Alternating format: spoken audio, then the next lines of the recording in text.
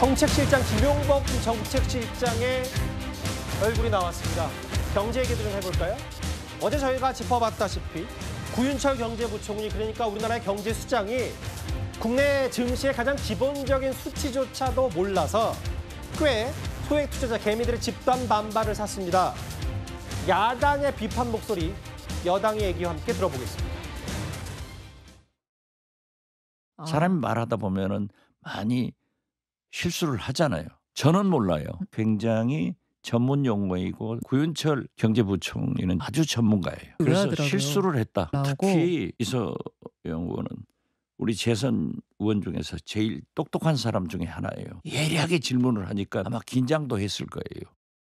이거 모르면 안 되죠. 예. 우리 주식이 저평가됐다는 얘기할 때 네. 가장 먼저 나오는 게 바로 그 PBR. PBR이에요. 기재부 장관이 그 주식시장의 기본에 대해서 잘 모르시는구나. 그러니까 그런 분이 뭐 지금 상법 만든다 그러고 주식시장 잘 돌아가게 하겠다고 하는데 PBR이 저렇게 낮은 수준인 것도 모르면서 주식시장을 잘 돌아가겠다고 하는 식견이 있나? 이런 의심을 할 수밖에 없죠. 뭐 여당에서는 구윤철 경제부총리 애들러서 감쌌어요. 사람이 말하다 보면 실수할 수 있지 않냐? 근데 이 수치는 실수하면 안 될 것 같은데. 무소신보다 무서운 게 무능이다. 주식시장 기본도 모르는데 뭘 알고 법을 만드냐. 주식 ABC도 모른다. 야당은 할 수 있는 비판 다 쏟아냈습니다. 다음 화면을 볼게요. 오늘 또 이 구윤철 경제부총리에게 발언 기회가 있었는데 저혁진 변호사님. 네네. 변명 같아서 말씀드리지 않으려고 했는데 주가 수익 비율 PER과 순간 착각했다. 제 물차리다. 헷갈렸다고 오늘 해명을 했어요. 어떻게 들으셨습니까?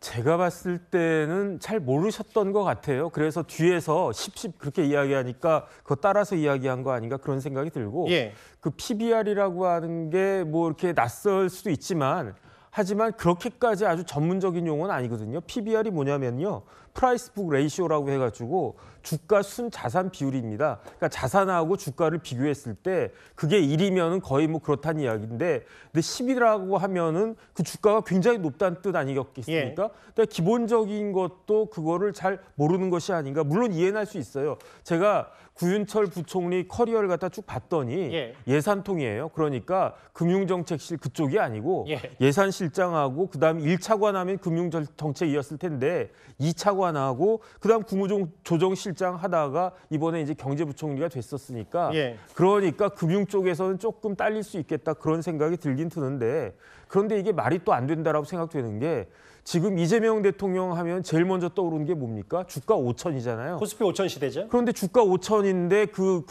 거기에 있어서 가장 그 중책을 담당하고 있는 분이 PBR도 제대로 모른다. 그다음에 PBR을 그냥 모른다라고 하면 되는데 PBR이 10이 나오는 건 거의 있을 수가 없는 일이거든요. 그럼 또 그걸 갖다가 10이라고 이야기를 한다. 거기에다가 지금 뭐 진성준 정책위 의장도 지난번에 그런 뭐 비슷한 이야기도 하고 그랬어가지고 과연 이 정도 그 라인업으로 이재명 대통령이 그 목표로 하는 그 주가 5천이 달성될 수 있을까? 조금 걱정되는 측면도 있는 것 같습니다.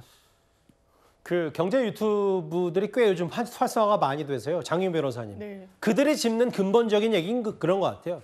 뭐 장학퀴즈 수치가 틀렸다는 게 아니라 이거 그냥 여당 의원이 정책 한번 얘기해봐라라고 했던 참모들마저 틀린다고 알려주고 정책에 대한 생각은 다를 수 있는데 이렇게 관심 없고 10년 전 얘기라는 건 실망이다. 경제 쪽, 유튜버 쪽에서도 이런 비판. 이건 좀 뼈 아프게 들어야 될 것 같아요. 그러니까 구윤철 장관이 PBR 이랬을 때 주가 순자산 비율이라고 명확하게 얘기하고 이랬으면 좋았겠죠. 그리고 코스피 5천을 지향한다라고 했으니까 물음표 이거 제대로 알고 있냐? 물음을 제기할 수 있다라고 생각합니다. 그런데 대한민국 경제가 구윤철 장관 한 명에 의해서 움직이는 그런 규모도 아닙니다. 경제 주가 전문가들이 포진해 있죠. 우리나라 이 경제 관료들이 그렇다는 겁니다. 그래서 이 어떻게 보면은 사실상 딱 떨어지는 답이 있는 부분에 대해서 다소 PBR로 들어서 했다라는 말도 헤아릴 수 있는 부분이 있고요. 그러니까 정책적인 능력마저 어떤 향후의 입법마저 다 모르겠다, 다 믿을 수 없다라는 거야말로 논리적 비약이 아닌가라고 생각합니다. 그러니까 뭐 부총리야 수장이고 관리하는 사람이지 일반 순지식은 모를 수 있지 않냐라고 장윤 변호사 말씀하셔서 뭐 일견 그 부분도 있긴 한데 글쎄요. 뭐 다른 정부도 아니라 증시 부양을 외쳤던 이재명 정부의 경제 수장으로서의 자질 논란은 뭐 계속되는 것 같죠. 그런데 돌이켜보면 구윤철 경제부총리 논란의 발언은 이뿐만이 아니었습니다. 부총리님 지금 저희 코스피 뭐 3,200 정도라고 하는데 소위 PBR이라고 하죠. 주가 순자산 비율이 우리나라 얼마인지 아십니까? 10 정도 안 됩니다. 1.0입니다. 중장기적으로 보면 남북 간의 관계 이런 부분도 우리 주식시장의 PBR을 줄이는 굉장히 큰 요인이 된다고 보고 있기 때문에 총체적으로 다 해서 결국은 실력 있는 대한민국 주식시장 그래서 누구나 주식시장으로 넘어갈 수밖에 없고 이런 자본 남북 관계가 디스카운트의 요인이었던 거는 옛날 얘기고요. 네. 우리보다 안보가 더 불안정한 상황에 있는 대만도 우리보다 자본시장이 훨씬 더 활성화되어 네. 있습니다. 관심을 가져주시기 그럼요. 바랍니다. 그렇게 하겠습니다. 부총리님 죄송한데요. 대한민국 최고 경제 관료시잖아요. 최고는 아닙니다. 최고시죠. 근데 코스피에 거래세가 부과되는지 아닌지 질문에 왜 직접 답변을 못 하세요? 0.15 농특세 제가 말씀드렸었습니다. 아까 뒤에서 말씀해 아닙니다. 주시는 것 같던데. 아닙니다. 제가 0.15라고 했습니다. 네. 네. 거래세라고 하면 보통 명사죠. 거래에 연동해서 내는 세금. 이 정도를 정확하게 답변을 못 하신다고 하면은 아니요, 이거는 제가 아까 농특세라고 네. 답변을 했습니다. 문제가 있다고 생각하고요. 유현정 의원님. 네. 이소영 의원은 민주당 소속이고 최근 상임위 이렇게 옮긴 거잖아요. 네. 이소영 의원은 뜻하지 않게 저격수가 됐어요. 이소영 의원이 굉장히 이제 변호사인데요. 예. 경제 쪽에 굉장히 아마 해박한 지식을 갖고 있어요. 그러다 보니까 이제 지난번 양도소득세 이제 10억으로 내리는 문제에 대해서 가장 강력하게 반대를 많이 했고 그렇죠. 또 그 여론들을 사실 민주당 내에서 이끌어왔고 예. 그리고 그걸 주도해 왔습니다. 이제 그러다 보니 주식시장 이런 문제에 대해서 꽤 잘 아는데 저는 뭐 경제를 잘 모릅니다만은 예전에 보면 윤중현, 뭐 이현재 뭐 이런 이제 경제부총리 있었잖아요. 예. 그러니까 이런 분들이 국회나 딱 답변을 하면 다 의원들이 그냥 절절 맵니다. 이게 중심이 딱 잡혀 있고 본인이 경제 전반에 대해서 이 상황들 다 파악하고 있으니까요.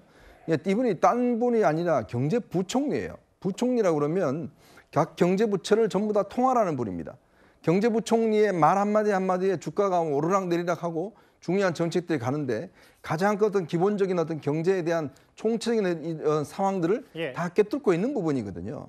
자, 근데 더군다나 지금 우리 경제가 아시겠지만 정말 미국의 관세 문제, 어려운 문제 등등 때문에 굉장히 지금 중요한 국면입니다. 근데 지금 외국의 주식들은요, 최근에 다 올랐습니다. 예. 근데 우리나라만 주식가가 확 내렸어요. 반짝 올랐다가 지금 다시 네. 이제 지금 뭐 3,200 간다 뭐 하다가 지금 뭐 푹 떨어져 버렸어요. 예. 자, 그런 것들이 보면 딴 건 모르겠지만 이재명 정부가 정말 집중해야 될 게 경제와 안보입니다. 자, 그런 면에서 보면 경제의 어떤 이 부처나 이런 들이 정말 관료들이나 이런 분들이 예. 유능한 부분들 그리고 또 여기에 좌장이 있어야 돼요. 경제라는 게 막 중구난방식 하면 안 되고 중심을 딱 잡는 분이 잡아서 예. 컨트롤해 나가야 되는데 지금 글쎄요 구윤철 부총리가 지금까지 보면 이런 전반적인 상황을 과연 장악하고 있는 것인지 이런 부분에 대한 의문들이 굉장히 많이 있고 야당도 아닙니다. 솔직히 저는 국민의힘 의원들이 사실 이런 문제를 좀 지적을 해야 되는데 오히려 이송혜 의원이 이런 문제를 지적하니까 도대체 국민의힘 의원들은 뭘 하나 싶을 정도로 생각이 들긴 한데 어떻게나 좀 실망스러운 측면이 있는 것 같습니다. 맞아요. 유현정 의원이 설명했던 이게 그래픽이 이거죠. 베트남, 일본, 중국 최근에 증시들이 화랑이고 꽤 이제 빨간색 느낌들이 있는데 코스피만 최근에 지금 분위기가 좋지 않아서 어젠 또 안 좋았다가 오늘 또 좋았다가 다시만 뭐 5,000보다는 3,000 밑으로 떨어지는 거 아니냐라는 우려까지 나왔었는데 특히 이제 국내 중시의 변동 요인, 불확실성 중에 가장 많이 최근에 정치권에서 언급되는 게 바로 노란봉투법 입법 강행입니다. 어제 대통령실 정책실장이 한마디를 했는데 일단 야당의 비판부터 듣고 와서 관련 얘기 나눠보도록 하겠습니다. We are concerned that the passage of the Yellow Envelope Act in the National Assembly could affect Korea's reputation as a regional hub for multinational companies. 대통령이 그동안에 그 관세 협상하는데 애써줘서 고맙다 이렇게 얘기를 했어요. 예. 그런데 한쪽에서는 고맙다라고 얘기하면서 뒤돌아서서는 노란봉투법은 강행을 해가지고 앞으로 노조들이 불법적으로 파업을 해도 그걸 손해배상 청구도 못하게 하고 이 정권이 기업들의 뒤통수를 치고 있다. 조금이라도 수정을 하든지 보완을 하든지 그렇게 하는 것이 좋겠다는 의견이 있는 것으로 보입니다. 최진봉 교수님, 뭐 경제부총리 못지않게 우리나라의 정책을 총괄하는 김영범 정책실장이 뭐라 그랬냐면 노란봉투법에 대한 우려에 대해서 만약 그런 일, 그러니까 주요 기업들이 해외 이전 등이 생긴다면 법을 고치면 된다. 근데 이 말이 절 납득이 잘 안 되거든요. 저게 무슨 의미로 저는 들리냐면 6개월의 유예기간이 있거든요. 그러니까 왜 양쪽 의견이 전혀 지금 아주 팽팽하게 부딪히고 있는 상황이에요. 여당과 야당이 전혀 다른 얘기를 하고 있거든요. 예를 들면 뭐 제가 볼 때는 뭐 3조 문제는 별 문제가 없는 2조인가 3조 문제는 별 문제가 예를 들면 그 노조에 대해서 대상으로 해서 손해배상 청구하는 문제는 그건 합의가 됐으니까 문제가 없는 것 같고 사용자 범위를 뭐 가지고 이제 문제가 되는 거잖아요. 예컨대 이 법이 통과되고 나면 뭐 외국의 그 경영적 판단을 통해서 뭘 했을 때 그것도 노조의 쟁의단이 될 수 있다 이거 주장하는 게 국민의힘 주장이고 민주당은 그렇지 않을 거라고 주장을 하고 있어요. 그러니까 실제 사실은 이게 실행됐을 때 실제로 그게 되냐 안 되냐의 문제는 이제 추후에 나타날 수 있는 문제라고 보는데 워낙 이제 치열하게 양쪽 의견이 부딪히다 보니까 아마 이제 정책실장 입장에서는 만약의 경우에 그런 일이 발생한다고 하면 다시 개정하면 되지 않는 얘기를 한 것 같은데 저는 그것이 뭐 이게 법이 시행됐을 때 그런 문제가 반드시 발생할 거라는 생각으로 했다고 보지 않고요. 워낙 이제 기업에서 우려를 하고 있으니 만약에 그런 일이 발생한다고 하면 그런 방법으로 해결할 수 있다는 방법을 제시한 거라고 저는 생각을 하고 민주당 입장에서는 그런 일이 발생하지 않을 거라고 보고 있는 거예요. 노란봉투법 이게 개정된다고 해서 그런 일이 발생하지 않을 거라고 보고 있기 때문에 그런 차원에서 아마 기업들을 향해서 던진 메시지가 아닌가 이런 생각이 듭니다. 근데요. 저게 만약에 통과가 돼서 기업들이 떠나면 법 고치면 기업도 돌아옵니까? 아니 정말 저는 이 정책실장이라는 분의 발언 자체가 너무 황당한 게 아니 저렇게 발언을 하고 난 다음에 아니면 뭐 다시 뭐 법 고치면 그냥 다 기업들이 외국 나갔던 기업 다 돌아와요? 정말 무책임한 발언이라고 저는 봅니다. 알겠습니다. 뭐 지금 노란봉투법부터 최근에 구윤철 경제부총리 저 주식 얘기 뭐 이런 것 때문에 여러 경제 쪽에 대한 친기업 뭐 시장을 좀 중시하겠다는 이재명 대통령의 정책과 좀 반하는 거 아니냐는 여러 지적이 있었는데 알겠습니다. 4위로 짚어봤습니다.